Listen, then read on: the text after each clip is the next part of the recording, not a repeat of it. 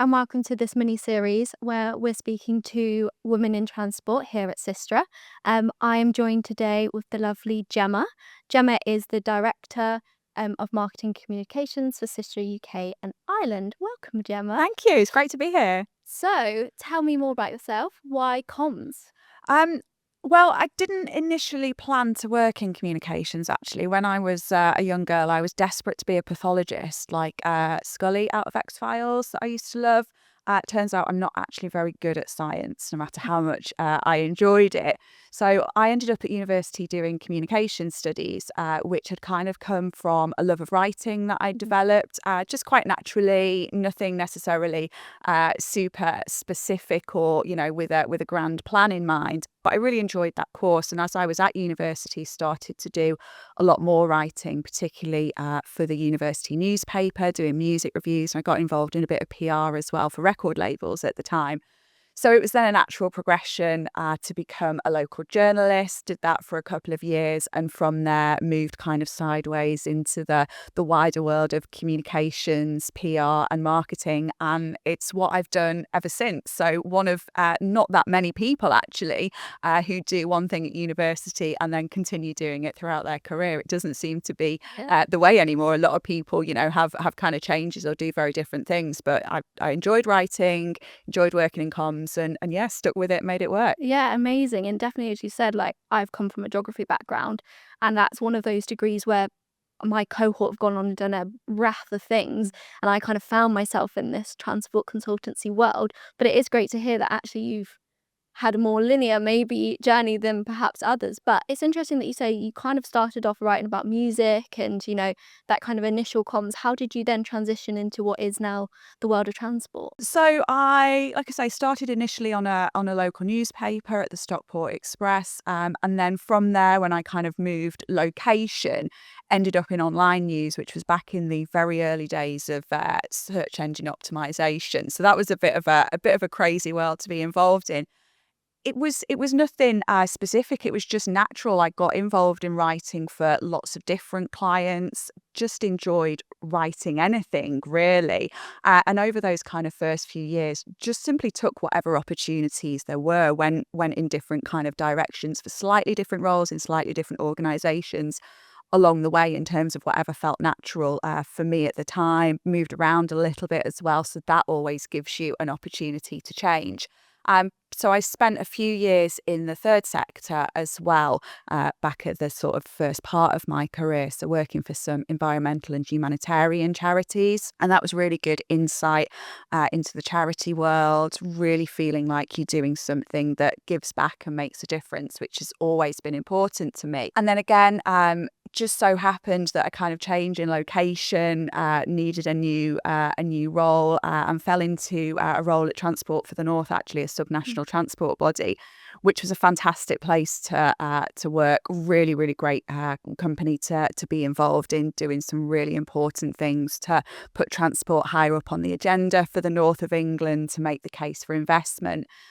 So that was the kind of my first exposure to transport. Really loved it. There's definitely a thing about kind of trains in particular where you start getting into that world and it definitely takes over you a little bit. But then when I moved from there, I actually ended up in United Utilities, so the water and wastewater company for the northwest of England. And again, really interesting role, really great place to work with a lot going on. So then this role came up and I rekindled my love of all things transport, and yeah, it just works. I joined SYSTRA in October 2023. It's about 18 months into my time here now, so absolutely loving it. Great to be in transport again and working with so many fantastic people. Yeah, amazing. And it's really interesting what you touched upon, especially how you've moved through your career in terms of that you've taken opportunities as they come. And I think that is really important because, as you said, you don't know where you're necessarily going to end up. And you found that love of transport by entering that career, and you kind of come back through transport at SYSTRA. Have you had to overcome any challenges, and has taking opportunities as they come been key to that and able to overcome those challenges?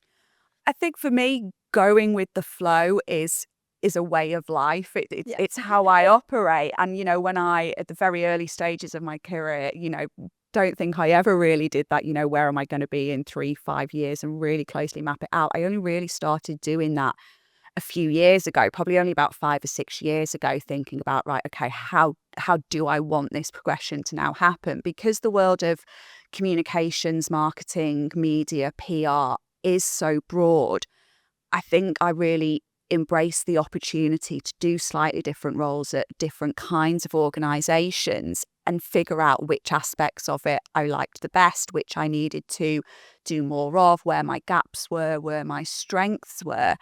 And I suppose that's almost a bit of a challenge in itself, right? To be able to do that figuring out and allowing it to happen and take its natural progression for me. So yeah, it's kind of worked out in the way that I kind of wanted it to, with a little bit of steering, but also with that, letting it flow, taking opportunities and making things work along the way. Yeah, definitely. And I think as you were saying, it is really important to actually go with the flow and take that step back. Because I think, well, my experience anyway is, we're taught at school, you sit your exams, you potentially go off to university. It's very linear. And it's like, what are you doing next and what's the next thing? But, the world itself has taught us that you don't know what's around the corner, and therefore you need to have your skill set up to date or have a little bit of robust about you so that you can chop and change as you need to. And you've obviously clearly got those skills down, and that's what's led you to become director, which is amazing. Yeah, for sure. And the world itself changes as well. The world of media, marketing, communications has changed a lot since I was at uni 20 something years ago. The world of transport changes. The world of work has changed as well. People have changed. Society is now different. So I think being able to have the flexibility, but also within that, doing that recognition piece of where are the opportunities for me, where are the things that I might be lacking, what do I want more of and less of, you can make all of that fit together. And I think in an industry like transport, you can shift around as well. And as also, a place like SYSTRA, there's opportunities. We're a global organisation. So, so many of our colleagues are working on projects internationally, and sometimes that allows them to move around the world. Sometimes that allows them to venture off or to branch off into slightly different areas, and that's really great as well. I think that keeps life and your career really interesting. It keeps you engaged. It brings new challenges. And it brings so many new opportunities and different people to work with as well. Yeah, amazing. And because this podcast is surrounded by women at SYSTRA, and we're speaking to many different people, I really want to ask more of a hard-hitting question of, being a woman in this industry, do you feel that you've had to overcome maybe more hurdles because of this, or actually do you feel that that's not impeded your career today? So marketing and communications, media generally, is pretty balanced. If anything, I probably see more women in terms of my peers, my kind of comms and marketing leads at the other organisations that I work with, and at the kind of professional networking events and so on that I go to. But it is clear that in transport, particularly when you look on the engineering side, there is an imbalance. There is definitely a gender difference. I go to a lot of our events and conferences as well, and again, we do sometimes see it on some of these panels that there's a lot of men there, and there's a lot of men in the room. So I do think that's a challenge, and I do think that's something that we as an industry need to work on. SYSTRA's doing some really great work in terms of our kind of gender representation and the representation of our kind of early careers colleagues as well.